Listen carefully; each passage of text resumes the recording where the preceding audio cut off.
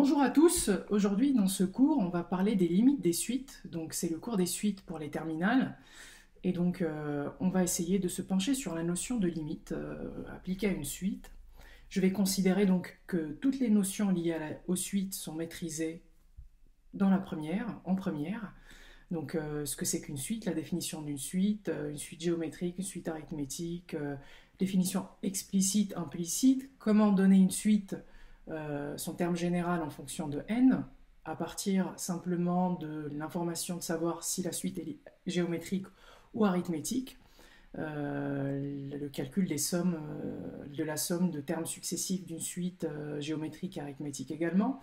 Donc toutes ces notions-là, je vais considérer qu'elles sont acquises pour ne se concentrer que sur le contenu du programme de terminale spécialité mathématiques, et donc en l'occurrence les limites des suites numériques. D'accord ?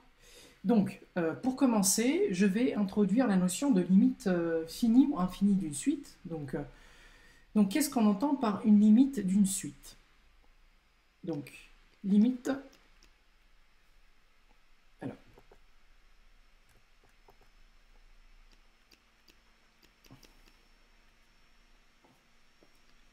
limite finie ou infinie d'une suite. Alors, c'est quoi une limite finie ou infinie d'une suite, et c'est quoi une suite, ce qu'on appelle une suite convergente? Donc, on va se pencher sur les suites convergentes et divergentes. Je vais commencer par introduire ce que c'est que une suite convergente. D'accord? Donc, une suite convergente.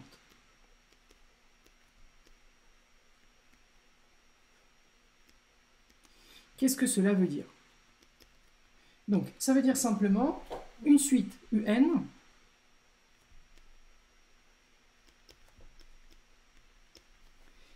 converge vers un réel grand L si tout intervalle ouvert contenant grand L contient, si tout intervalle ouvert contenant L contient tous les termes de la suite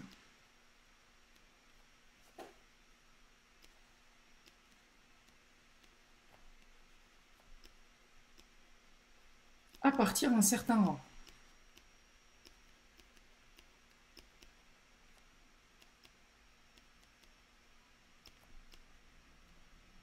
D'accord?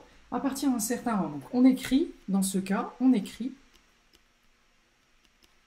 la limite de UN, lorsque n tend vers plus l'infini, comme ça, la limite de UN lorsque n tend vers plus l'infini, est égale à L. Et donc concrètement, qu'est-ce que ça veut dire? Ça veut dire concrètement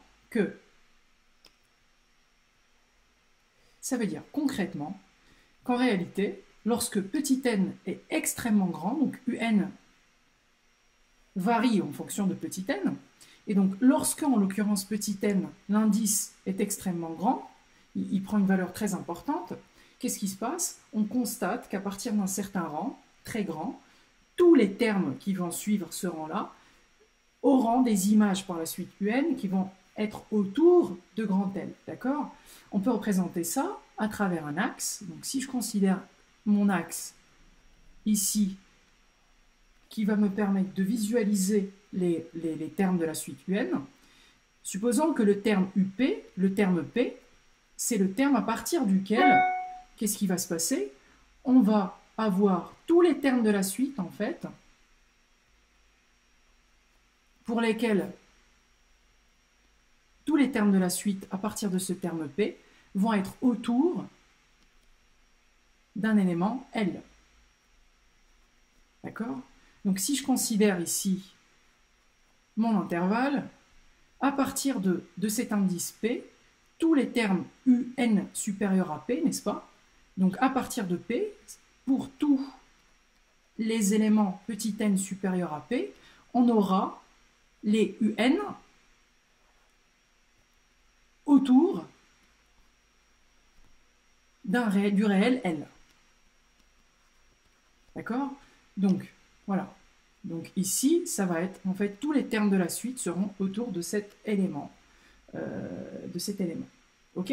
Donc, ça, c'est à partir d'un certain rang P, d'accord?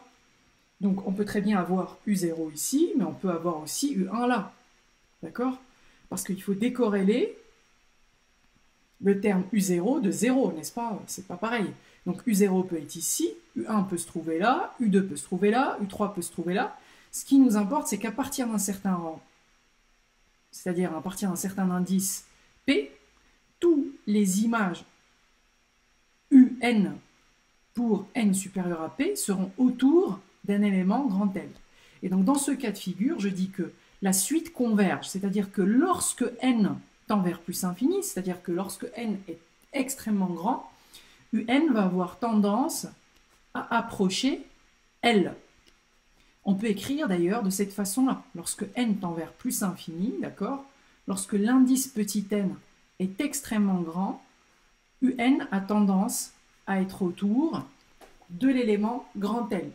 Et donc, on dit, dans ce cas de figure, que la limite, la suite UN est une suite convergente, d'accord? UN est convergente, c'est-à-dire qu'elle converge, elle a une tendance vers un réel défini, UN converge vers L, d'accord? Ou que la limite de UN, lorsque n tend vers plus l'infini, c'est le réel L. D'accord? Donc c'est ça la notion de limite. Une suite, c'est une entité qui évolue, d'accord? Qui varie en fonction de son indice. Lorsqu'on constate que quand cet indice-là est extrêmement grand, ou à partir d'un certain rang, à partir d'un certain terme, toutes les images de UN vont être autour d'un élément grand L, et ben on dit que UN converge, et elle converge vers L. Voilà donc pour la définition d'une suite convergente. Donc la deuxième propriété, la propriété 2, c'est, on dit qu'une suite UN est divergente vers plus infini, ou on peut dire aussi que la suite UN a pour limite plus l'infini, lorsque, si tout intervalle du type A plus l'infini, d'accord? Un intervalle ouvert du type grand A plus l'infini contient tous les termes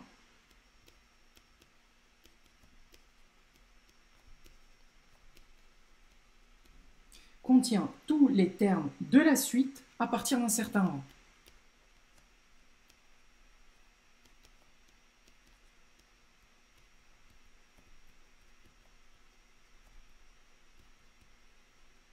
À partir d'un certain rang que je peux appeler petit p par exemple. D'accord? Un certain rang, petit p appartenant à n. Donc on dit dans ce cas que la limite lorsque n tend vers plus l'infini de UN est égale à plus l'infini. Pour avoir plus de clarté sur cette notion-là, il suffit par exemple de considérer une limite, enfin une suite, qui va être définie comme ça. Donc on va avoir un premier terme U0 ici, un deuxième terme peut-être là, un troisième terme U2 qui est là, etc. etc. Le plus important, c'est qu'à partir d'un certain terme UP, comme tout à l'heure, n'est-ce pas, on va avoir donc tous les termes à partir de ce UP-là, en fait, vont être au-dessus d'un certain A. D'accord? Donc,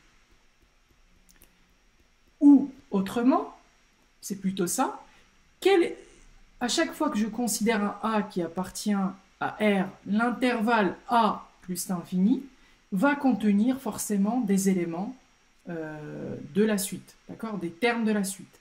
Donc, pour tout A appartenant à R, je vais sans doute trouver des termes qui vont appartenir à cet intervalle A plus infini, n'est-ce pas? Donc ça, c'est mon intervalle a plus infini. Quel que soit cet intervalle a plus infini, je vais pouvoir trouver ici des termes un, n'est-ce pas? Donc même si je choisis mon a ici, je vais avoir encore des termes qui vont être supérieurs à a.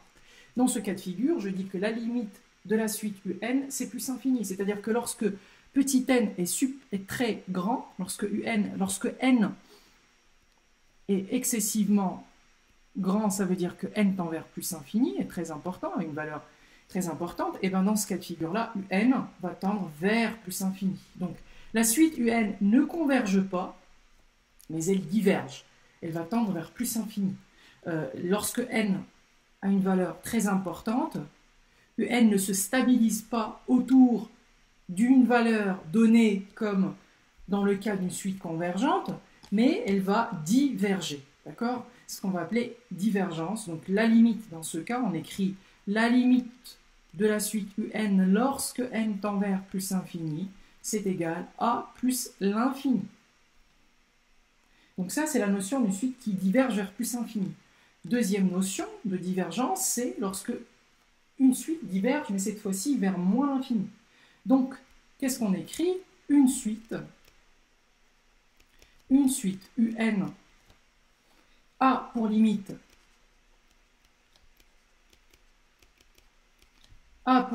moins l'infini, n'est-ce pas? A pour limite moins l'infini, si tout intervalle, c'est-à-dire qu'à chaque fois, quel que soit l'intervalle du type moins l'infini a, n'est-ce pas? Tout intervalle de type moins l'infini a contient forcément tous les termes, et j'insiste bien sur tous les termes de la suite. Tous les termes de la suite à partir d'un certain rang. Bien sûr, à partir d'un certain rang P. Et donc, dans ce cas-là, je vais écrire que la limite de un lorsque n tend vers plus infini, c'est égal à moins l'infini.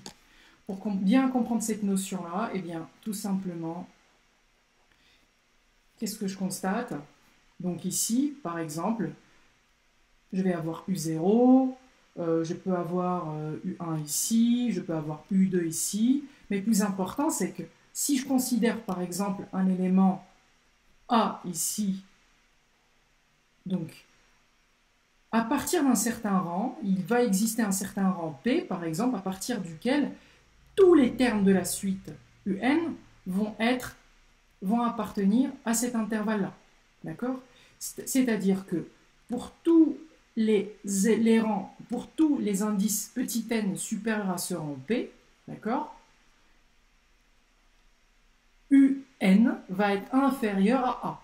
Inférieur strictement pour le coup, puisque c'est un intervalle ouvert. Donc, il va exister un P. Donc, si je choisis A au hasard, il existe, ça veut dire, cet indice, ce symbole veut dire qu'il existe. Il existe un rang P appartenant à N, il existe un rang à partir duquel, pour tous les indices petit n vont être inférieurs à A. Et dans ce cas de figure-là, je dis que la suite un diverge, c'est-à-dire que lorsque n est extrêmement grand, d'accord, un va tendre vers moins l'infini, c'est-à-dire il va se trouver, un va avoir des valeurs de plus en plus petites, et donc va tendre vers moins l'infini. Dans ce cas de figure, on dit également que la suite un diverge, puisqu'elle n'est pas convergente. C'est-à-dire que lorsque n est très important, la valeur de un ne gravite pas autour d'une valeur réelle donnée, mais elle est vers moins l'infini, d'accord? Donc on dit que un diverge vers moins l'infini. Un diverge vers moins l'infini, ou tend vers moins l'infini, ou à une limite qui est égale à moins l'infini. Voilà. Alors, là c'est très important puisqu'on a vu deux cas de figure de divergence. Donc, un cas de figure où la suite est divergente vers plus infini, c'est-à-dire qu'elle va tendre vers plus infini lorsque n est extrêmement grand. Deuxième cas, UN, elle est divergente vers moins l'infini, c'est-à-dire que UN va tendre vers moins l'infini lorsque n est extrêmement grand. Et on a également un troisième cas, une suite peut ne pas avoir de limite, c'est-à-dire qu'une suite peut ne pas avoir de comportement défini, clair, en plus infini. Donc on dit aussi que la suite est convergente. Donc tout simplement, comment on définit la divergence, pardon, on dit que dans ce cas, la suite, quand elle n'a pas de limite, elle est divergente. Donc une suite divergente, c'est tout simplement une suite qui ne converge pas. D'accord? C'est ça la définition. Donc, je l'ai gardé à la fin. Suite divergente. Donc une suite est divergente lorsque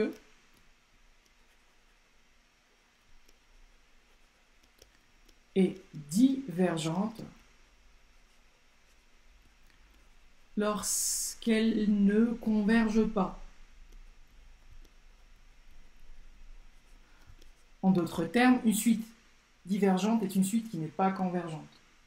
Voilà, donc ça veut dire quoi? Ça veut dire que soit la limite de un lorsque n tend vers plus infini est égale à plus infini, ou la limite lorsque n tend vers plus infini de un c'est égal à moins infini, ou alors, dernier cas, la limite lorsque n tend vers plus infini de un n'existe pas. Et c'est un cas qui est tout à fait possible. N'est-ce pas? Par exemple, je vous donne un exemple d'une absence de limite. Si je considère par exemple un, la suite, un est une suite qui vérifie, donc le terme général de la suite un, c'est moins 1 à la puissance n. Donc vous voyez bien que ici, lorsque je calcule U0, c'est moins 1 à la puissance 0, donc c'est 1. U1, c'est moins 1 à la puissance 1, donc c'est moins 1. U2, c'est moins 1 à la puissance 2, donc c'est 1, etc., etc. Donc la suite UN, elle oscille entre moins 1 et 1. Donc lorsque n tend vers plus infini, lorsque ce n-là tend vers plus infini, eh bien, je ne sais pas. Lorsque n tend vers plus infini, qui est là, je ne sais pas quelle est la valeur de UN. Est-ce que c'est moins 1 ou est-ce que c'est 1? On ne sait pas lorsque petit n est proche de plus infini. Donc on dit que la suite UN est divergente puisqu'elle n'admet pas de limite. UN n'admet pas de limite, par conséquent elle n'est pas convergente, par conséquent elle est divergente. Donc ça c'est un cas d'une suite qui diverge, puisqu'elle n'a pas de limite. Voilà, et puis enfin, quelques exemples de certaines suites qui vont converger par exemple vers 0, ça peut être intéressant à retenir. Donc les suites par exemple de termes général, donc propriété ou exemple, les suites de termes général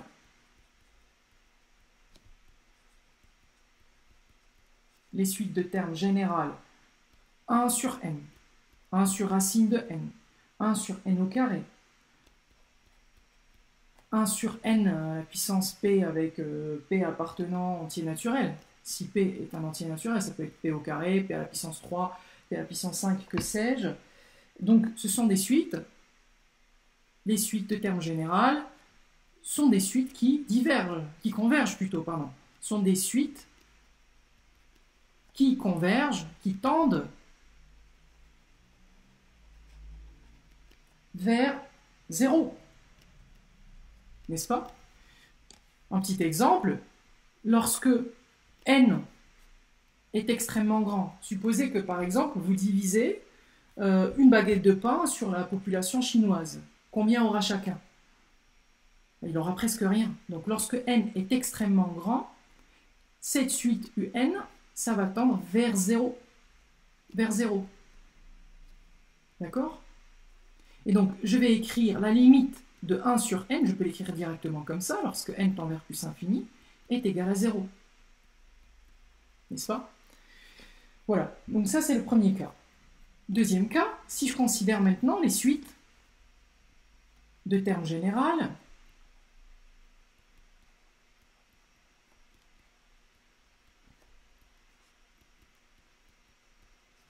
les suites de termes général racine de n, n au carré, n à la puissance 3, en général n à la puissance p, par exemple avec p appartenant à n, un entier naturel. Et bien ces suites-là vont tendre vers plus infini, n'est-ce pas? Donc par exemple, n à la puissance 3, lorsque n est extrêmement grand, ça va tendre vers plus infini. Je peux écrire dans ce cas, la limite lorsque n tend vers plus infini de n à la puissance 3, c'est plus infini. Parce que lorsque n est grand, n au carré est grand aussi. D'accord? Voilà. Et dernier cas qui est assez trivial, si une suite est constante, vous savez, les suites constantes, ce sont des suites qui vont toujours être égales, dont le terme général va toujours être égal à une constante, d'accord? Et puisqu'elles sont toujours constantes, elles vont toujours être convergentes, n'est-ce pas? Donc, les suites constantes, sont toujours convergentes, n'est-ce pas? Sont convergentes vers leur valeur constante, ou leurs valeurs initiales, d'accord? Leur valeur initiale. Puisque cette valeur ne change pas, forcément, lorsque n est plus infini, il n'y a pas de raison que ça change, puisque la suite est constante. Donc, en plus infini, on est sûr, on a la certitude que la suite va être égale à la valeur à laquelle elle est égale initialement. Voilà donc pour la définition de la limite d'une suite. Ce que c'est qu'une suite convergente, ce que c'est qu'une suite divergente, comment on définit la convergence et la divergence aussi bien théoriquement qu'en pratique, et ce à quoi fait appel cette notion de convergence et de divergence. Maintenant, on va voir par la suite donc, comment on exploite ce principe-là, et puis surtout comment on fait des opérations, comment on applique des opérations sur les limites des suites. D'accord? Si on a deux suites, par exemple un et vn, si je sais calculer la limite de un en plus infini, je sais calculer la limite de vn en plus infini, c'est quoi la limite de un plus vn, par exemple? Alors, pour cette partie-là, on va voir la limite de certaines opérations. Donc, je considère de suite un et vn, de suites numériques définies à partir d'un certain rang n, qui ont les limites suivantes. Et je vais m'intéresser à la limite de certaines opérations. D'abord, à commencer par la limite de la somme. Donc, par exemple, ici, je considère que la limite un est L, donc que un est une suite convergente avec une limite grand L. Le deuxième cas, c'est une suite également convergente vers L'. Donc, lorsque j'ai les deux suites un et vn, toutes les deux convergentes, alors leur somme, un plus vn, est également une suite convergente vers la somme des deux limites, d'accord? Donc si la suite un tend vers L, la suite vn tend vers L', alors la somme un plus vn tend vers L plus L'.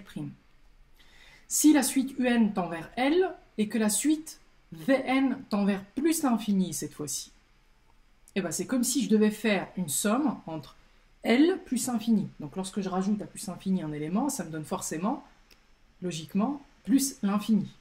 D'accord? Donc pas de difficulté ici. Lorsque la limite de un est égale à L, donc la suite un est convergente avec une limite finie qui est égale à L, et la suite Vn, quant à elle, tend vers moins l'infini. D'accord? Donc on aura moins l'infini plus L, donc c'est toujours plus moins l'infini qui l'emporte, donc moins l'infini plus L, ça donne moins l'infini.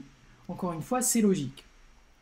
Maintenant, si les deux suites sont divergentes et que les deux suites sont divergentes vers plus l'infini précisément, donc la suite un tend vers plus infini, la suite vn tend également vers plus infini, et leur somme, l'infini plus plus infini, donc ça nous fait plus l'infini.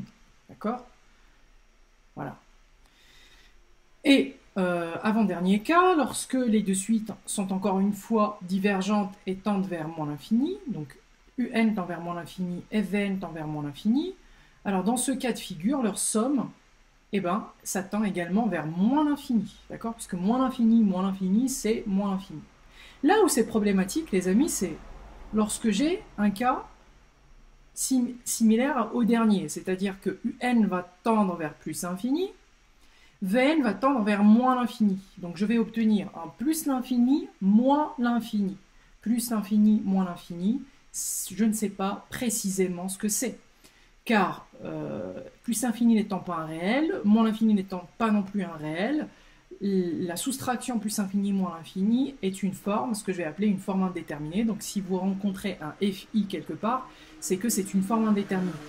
Donc je n'ai pas la possibilité de calculer la limite de cette somme, sauf si j'effectue des modifications sur UN plus VN, et vous allez voir les amis, l'essentiel de votre travail à la résolution des exercices, ça va être justement d'éviter ces formes indéterminées, et une fois qu'on a ces formes indéterminées, essayez de faire des manipulations algébriques sur la somme que vous obtenez, afin d'éviter cette forme indéterminée. On le verra dans quelques instants à travers un exercice d'application.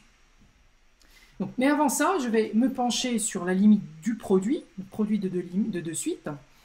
Donc c'est exactement pareil en termes de compréhension simplifiée que la somme. Donc ça n'est pas quelque chose qui n'est pas logique, hein, c'est tout à fait logique. La limite de UN, si UN et VN sont toutes les deux convergentes vers de réel L, L', alors la limite de UN fois Vn, cette fois-ci une multiplication, c'est L fois L', d'accord? C'est L multiplié par L', donc ça nous fait LL'. Si maintenant UN est convergente vers un réel L, d'accord, ou plus infini bien sûr, et que Vn tend également vers plus infini, donc L fois plus infini, ça nous fait plus infini, n'est-ce pas? Si je multiplie 2 par plus infini, 2 fois plus infini, c'est plus infini. Ou si c'est encore une fois plus infini fois plus infini, c'est toujours plus infini, il n'y a aucun souci. Troisième cas plutôt, lorsque UN est convergente et tend vers un réel négatif, L strictement inférieur à 0, typiquement moins 1, moins 5, moins 8, et Vn tend vers plus infini. Donc un négatif fois plus infini, ça me fait moins l'infini. D'accord? C'est logique. Moins 2 fois plus infini, c'est moins l'infini. Cas suivant, si UN tend vers L strictement positif ou plus infini, et Vn tend vers moins l'infini. Donc c'est pareil que le cas précédent, c'est comme si je multipliais un positif fois un négatif, ça me donne moins l'infini. 2 fois moins l'infini, ça nous fait moins l'infini. Si L est strictement inférieur à 0 et que Vn tend vers moins l'infini, donc moins l'infini fois un réel négatif, ça nous donne 1 plus infini. Dernier cas qui est délicat, si UN tend vers 0, d'accord? Si UN tend vers 0, et Vn tend vers plus l'infini ou moins l'infini, peu importe, vers un infini. Là, c'est une forme indéterminée. Je ne suis pas en mesure de calculer précisément le produit 0 fois l'infini, car je ne peux pas. C'est une forme indéterminée. Et donc, encore une fois, pour le produit de deux suites, il s'agit d'éviter à tout prix des formulations qui me feraient être dans une situation de forme indéterminée. Donc, en l'occurrence, dans le produit, c'est le produit entre 0 et l'infini. Et on le verra par la suite également dans un exercice d'application qui va suivre. Ensuite, pour le quotient, donc c'est le dernier type d'opération, puisque la somme et la soustraction, on les a vues. Là, le produit, on l'a vu aussi. Donc, la dernière typologie d'opération algébrique, c'est le quotient, donc c'est la division. Et là, encore une fois, bien sûr, aucune difficulté à comprendre ni à imaginer le résultat de cette opération-là concernant les limites, puisque si UN est convergente vers L et Vn convergente vers L', vous vous doutez bien qu'il faut que L' soit différent de 0, n'est-ce pas, dans ce premier cas. Donc la limite de UN divisée par Vn, eh ben, c'est tout simplement L divisé par L'. Donc je divise la limite de la suite qui est au numérateur par la limite de la suite qui est au dénominateur pour avoir L divisé par L'. Deuxième cas, si UN est convergente vers un réel L et Vn diverge vers moins l'infini ou plus infini. Donc ça, il faut le savoir, lorsque je divise par l'infini, j'obtiens 0. Donc c'est l'exemple que j'ai donné tout à l'heure. Si je divise une baguette de pain sur la population mondiale, combien aura chaque individu? Il n'aura rien, puisque en fait la portion sera tellement faible que ça s'apparente à rien du tout. Donc si c'est plus l'infini qui est au dénominateur qui fait l'objet de cette division-là, la division, ça fait 0. Donc L divisé par l'infini, que ce soit positif plus infini ou négatif moins l'infini, c'est toujours 0. Troisième cas, si UN tend vers L, strictement positif, et Vn tend vers 0, avec Vn strictement supérieur à 0. C'est-à-dire que tous les termes de la suite Vn sont strictement positifs. En revanche, cette suite tend vers 0. Donc là, c'est problématique, puisque, en fait, si j'applique le premier cas, ça revient à diviser L par 0. Donc, c'est possible en termes de limite, et ça donne dans ce cas de figure plus l'infini. Pourquoi plus et pas moins? Parce que, tout simplement, grand L, qui est numérateur, est positif, hein, n'est-ce pas? L strictement supérieur à 0, et je divise par un 0 en sachant que la suite Vn est positive. C'est ce qu'on appelle quelquefois, vous allez le voir si vous travaillez surtout des exercices dans des livres assez anciens, c'est ce qu'on appelle des fois le 0+, avec un petit plus ici. Bon, ça ne s'écrit plus, mais sachez en tout cas que lorsque je divise grand L sur une suite qui va tendre vers 0 tout en étant positive, j'obtiens j'obtiens plus infini. Cas suivant, c'est lorsque grand L est strictement supérieur à 0. Donc c'est exactement le même cas, sauf que cette fois-ci, Vn tend vers 0, mais on sait que, quel que soit n appartenant à n, Vn est strictement inférieur à 0. C'est-à-dire que Vn est négative, n'est-ce pas? Vn négative, donc je divise L par un 0, qui est la limite d'une suite négative. J'obtiens moins l'infini. Encore une fois, ça va s'éclaircir avec les exercices, bien sûr. Mais notez, retenez que lorsque je divise L par 0, c'est-à-dire par la limite d'une suite qui tend vers 0 tout en étant négative, ça revient à avoir un moins l'infini en résultat. Cas suivant, c'est lorsque L est strictement négative et la suite qu'on a au dénominateur, elle tend vers 0 tout en étant positive. Donc ici, c'est dans les deux précédents cas, L était strictement positif. Là, le L est strictement négatif. Donc, on divise un négatif par un 0, mais c'est un 0 qui est positif, entre guillemets, puisque Vn a toujours été positive, et les valeurs de Vn s'approchent de 0, n'est-ce pas? Donc là, c'est les valeurs de 0 à plus infini, s'approchent de 0 tout en étant positives, c'est-à-dire Vn strictement supérieur à 0, mais s'approche de 0. Donc c'est ce que je dis. Ici, on peut écrire la limite de Vn lorsque n tend vers plus infini, donc lorsque n est strict très grand, Vn s'approche de 0 tout en étant positive. Donc elle est à proximité directe de 0 en étant positive. C'est ce que je dis, c'est ce que j'appelle 0+ ici. Donc c'est une notation qui n'est plus utilisée, mais ça représente bien le cas de figure. Lorsque je divise L par un 0, par une suite Vn qui tend vers 0, j'obtiens moins l'infini, d'accord? Parce que c'est un négatif entre guillemets sur un positif, donc ça me fait un négatif, c'est ce qui va conditionner le signe de l'infini, si vous voulez, et le résultat obtenu sera moins l'infini.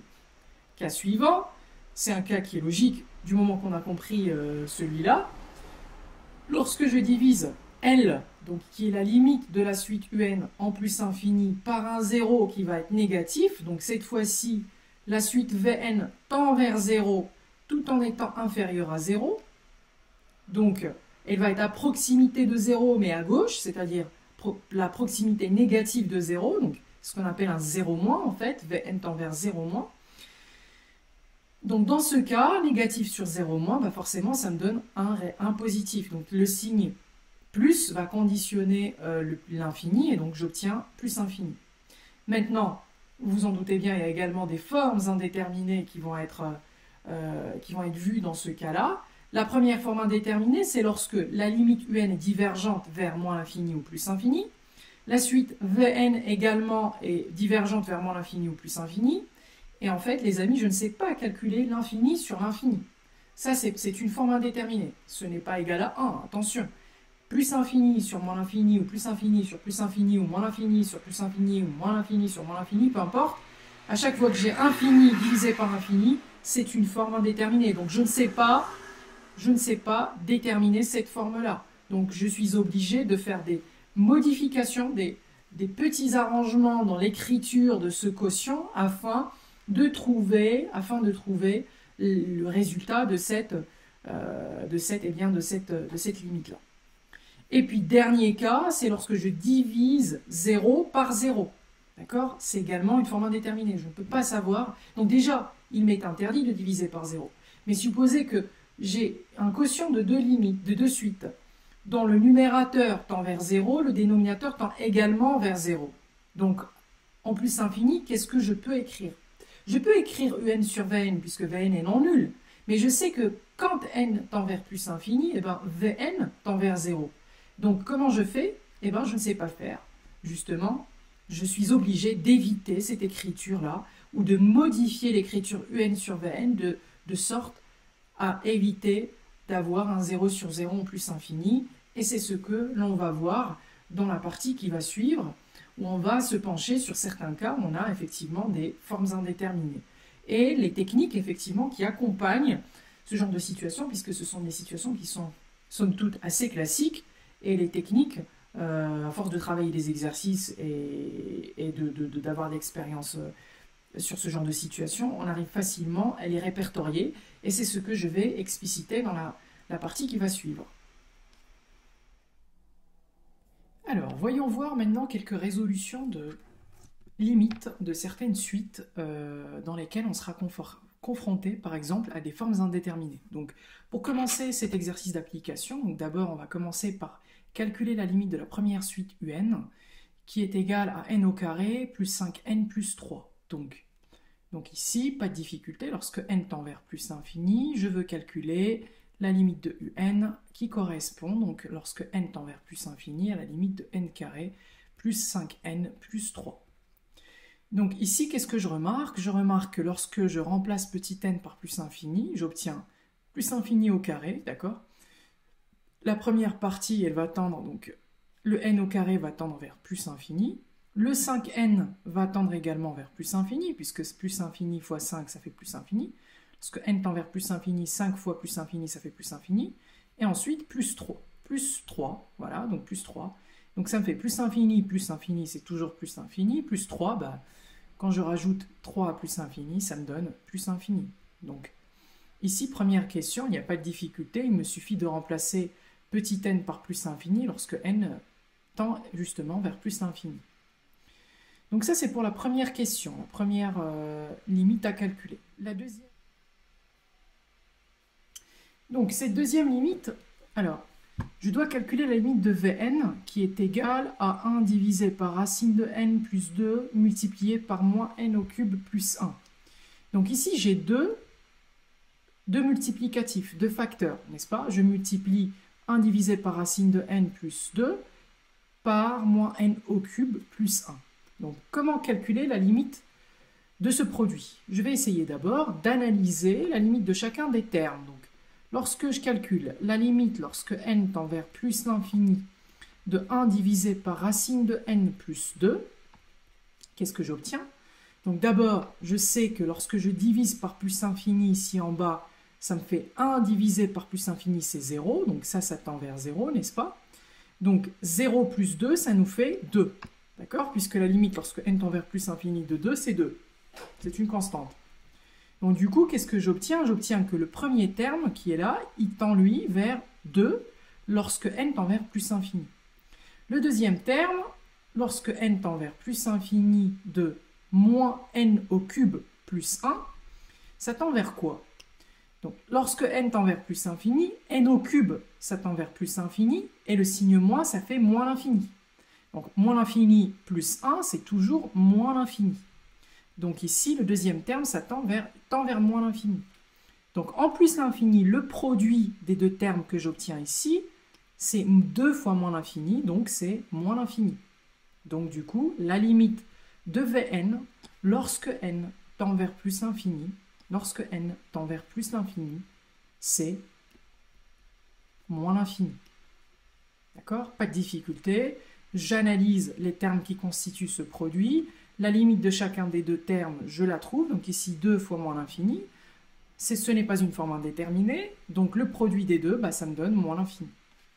Et puis question 3, c'est de déterminer la limite de in. Donc la limite de la suite in lorsque n tend vers plus infini, ça correspond à la limite lorsque n tend vers plus l'infini de 2 divisé par un. Alors, de 2 divisé par un. Alors, maintenant, il va falloir faire appel à un. Un, c'est la suite que j'ai donnée initialement, donc ça correspond à quoi? N au carré plus 5n plus 3. Donc, je remplace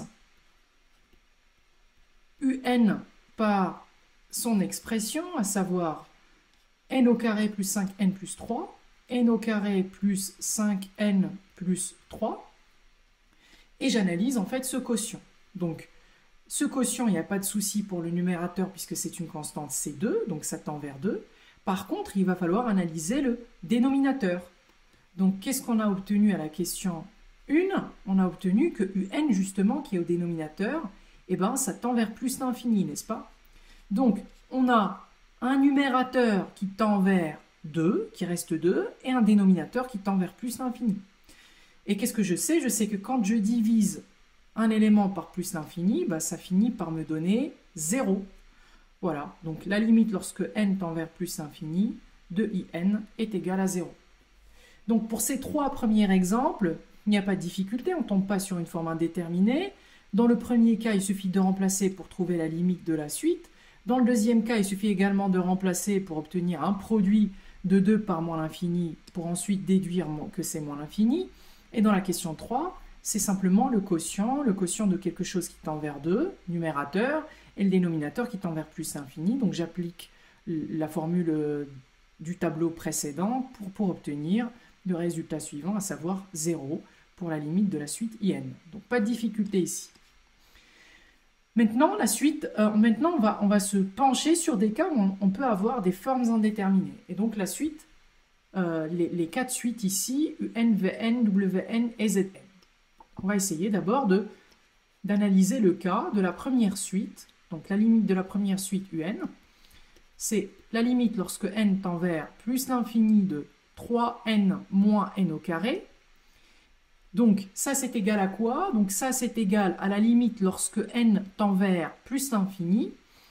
Donc regardez bien, ici si je veux simplement remplacer. Donc si j'étudie par exemple la limite de 3n tout court, lorsque n tend vers plus l'infini, la limite de 3n. Cette limite de 3n c'est plus l'infini. Parce que si je remplace petit n par plus infini, bah, j'obtiens 3 fois plus infini égale à plus infini.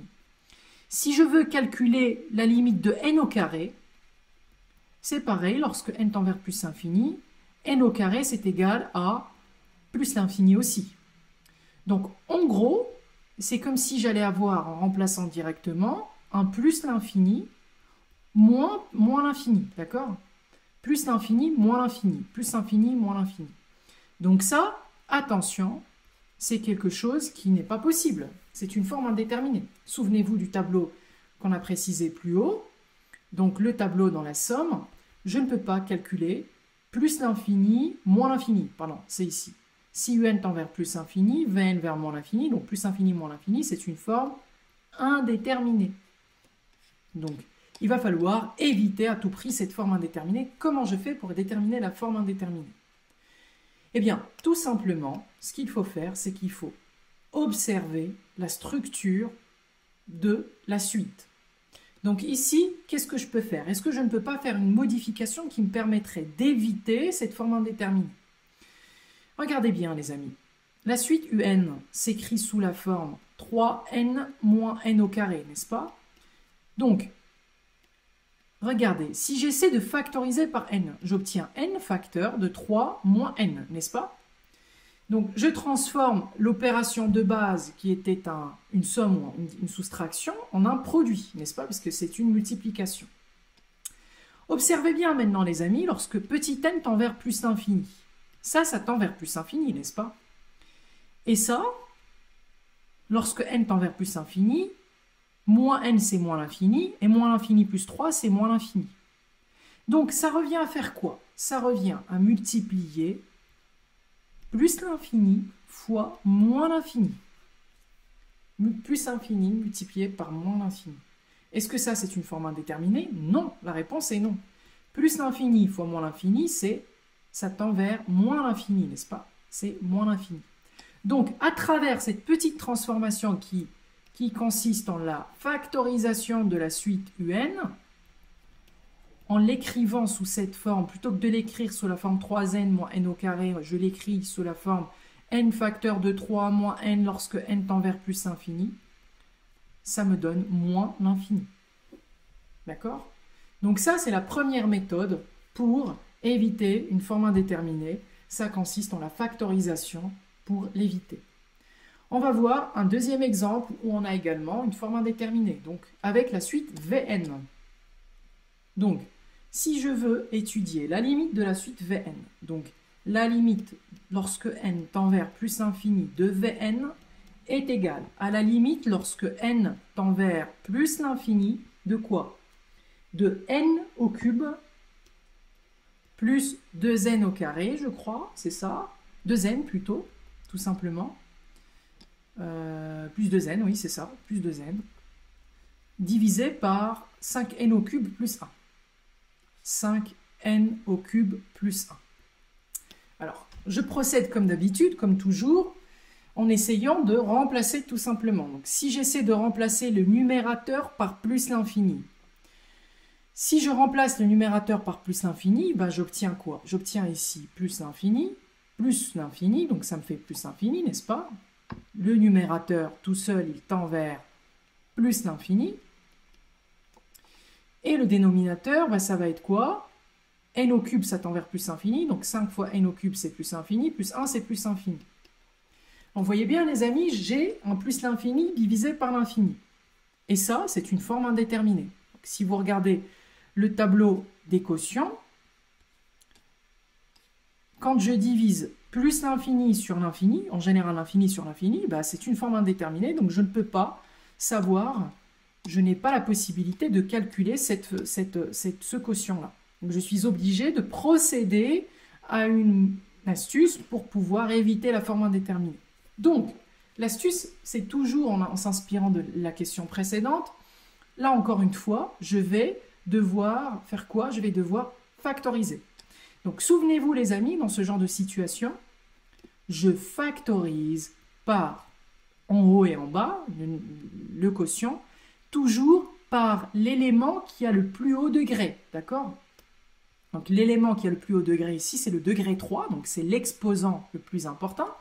Donc, je vais factoriser par n à la puissance 3. Donc, si je factorise par n à la puissance 3 en haut, j'obtiens 1 plus, donc, j'ai factorisé par n à la puissance 3, donc je dois diviser 2n par n à la puissance 3. Donc ça revient à faire 2 divisé par 2n sur n3, donc ça nous fait 2 sur n au carré. Il faut vraiment que ce soit clair, parce que ici, quand je multiplie par n au cube, j'obtiens n au cube plus 2 fois n au cube divisé par n au carré. Donc ça me fait 2 fois n. Et en bas, je factorise également par n au cube. Donc, qu'est-ce que j'obtiens? 5 plus 1 divisé par n au cube. Donc, j'ai factorisé en haut par n au cube et j'ai factorisé en bas par n au cube également.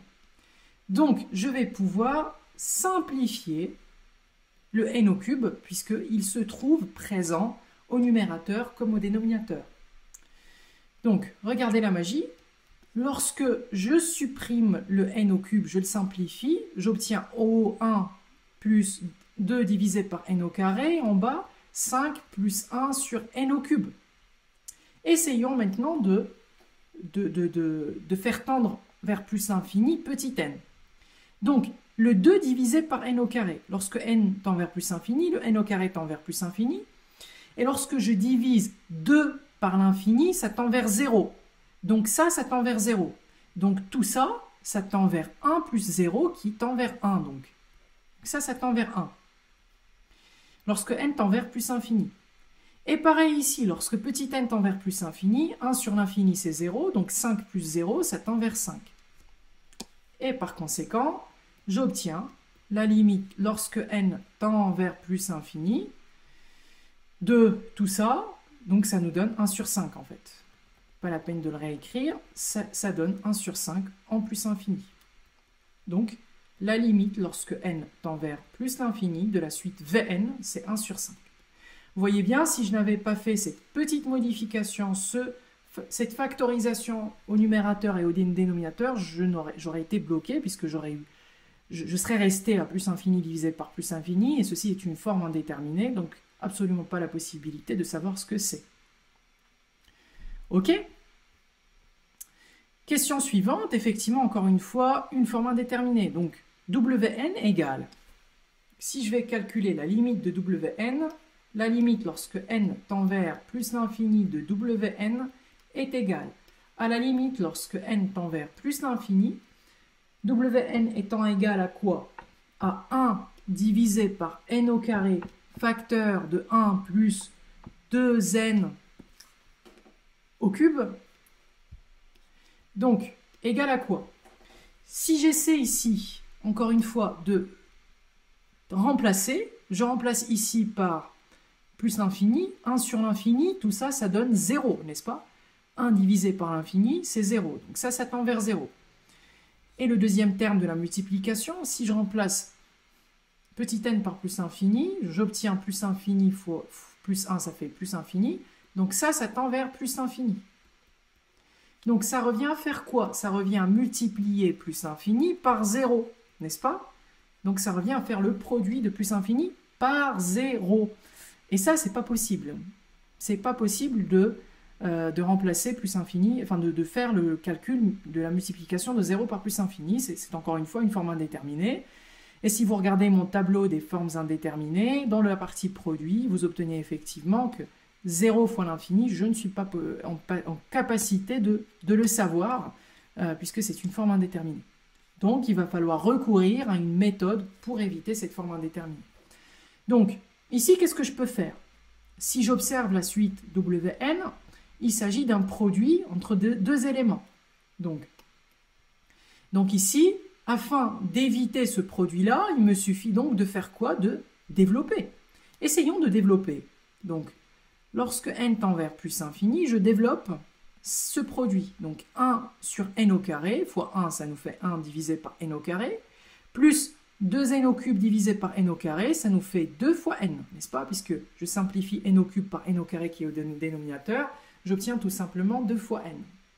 Donc, qu'est-ce que j'obtiens ici? Lorsque je remplace petit n par plus infini en bas, 1 sur l'infini, ça donne 0, n'est-ce pas? Et ici, lorsque je remplace petit n par l'infini, ça nous donne plus infini. Ici, je n'ai pas 0 fois l'infini, mais j'ai 0 plus l'infini. Donc, c'est plus infini. Donc, j'obtiens la limite de la suite Wn lorsque n tend vers plus infini, qui est donc égal à plus infini, et j'ai pu, en fait, éviter l'écriture 0 fois plus infini, tout simplement en faisant un développement de 1 sur n au carré sur les éléments qui sont à l'intérieur de la parenthèse. Donc, ça nous fait 0 plus infini, donc ça nous fait plus infini. Voilà. Donc, encore une fois, cette fois-ci, non pas en factorisant, mais en développant, j'évite la forme indéterminée. Et puis, le dernier cas, qui est le cas de Zn, qui est un quotient qui vous paraît un petit peu compliqué. Donc, on va essayer de démystifier la complexité de cette suite-là. Donc, pour définir ou calculer la limite de Zn, je remplace Zn par sa valeur. Et donc, du coup, qu'est-ce que j'écris? J'écris donc 2 divisé par n sur racine de par n fois racine de n, divisé par 2 sur n, plus 1 sur racine de n. D'accord? Donc, je divise ça par ça. Qu'est-ce que j'obtiens? Donc ça me fait la limite lorsque n tend vers plus infini. Donc, en gros, si je veux, encore une fois, simplement remplacer. Le numérateur ici que je remplace, ça tend vers quoi? En bas, là, ça fait plus infini fois plus infini, c'est plus infini. Donc 2 divisé par plus infini, quelque chose par l'infini, c'est 0. D'accord? Si j'essaie de remplacer en bas ici, 2 divisé par l'infini, c'est 0. Et 1 divisé par racine de l'infini, c'est 1 sur l'infini, c'est 0 aussi. Donc 0 plus 0, ça nous fait 0. Donc c'est un quotient 0 divisé par 0. Et je sais que 0 par 0, c'est l'infini. C'est une forme indéterminée. Donc je n'ai pas la possibilité de calculer la limite de 0 divisé par 0. Souvenez-vous du tableau qui est là. Donc effectivement, c'est une forme indéterminée. Donc je suis obligé de trouver un moyen pour réécrire la suite Vn de façon à ne pas avoir à gérer une forme indéterminée. Donc, qu'est-ce que je fais? Là, encore une fois, c'est une technique classique. Donc, qu'est-ce que j'essaie de faire? Donc, ici, par exemple, essayons, si on essaie, par exemple, de multiplier par n, d'accord? Donc, si je multiplie le haut par n, je suis obligé de multiplier le bas par n pour garder l'égalité. N'oubliez pas, les amis, que ici, c'est une égalité. Donc, je dois multiplier le haut par n, par l'élément qui me pose problème, de façon à ce que j'ai au moins, soit sur le dénominateur ou le numérateur, quelque chose qui soit différent de 0. D'accord? Voilà, donc par n, ou carrément, essayer d'annuler le fait que ici j'ai un 0, je multiplie carrément par n racine de n. C'est encore mieux. Donc si j'essaie de multiplier par n racine de n ici, en haut, donc je multiplie le numérateur par n racine de n, j'obtiens n fois racine de n fois 2 divisé par n racine de n, et le bas, je multiplie également par la même quantité, donc n facteur de racine de n, fois 2 divisé par n, plus 1 sur racine de n. Ok, très bien, donc qu'est-ce que je fais? Qu'est-ce que j'obtiens? Eh bien, tout simplement, comme j'ai multiplié par n racine de n, et qu'il se trouve que j'ai n racine de n au dénominateur, je peux simplifier par n racine de n, pour obtenir au numérateur tout simplement 2, n'est-ce pas? Puisque j'ai supprimé le dénominateur qui est parti avec n racine de n.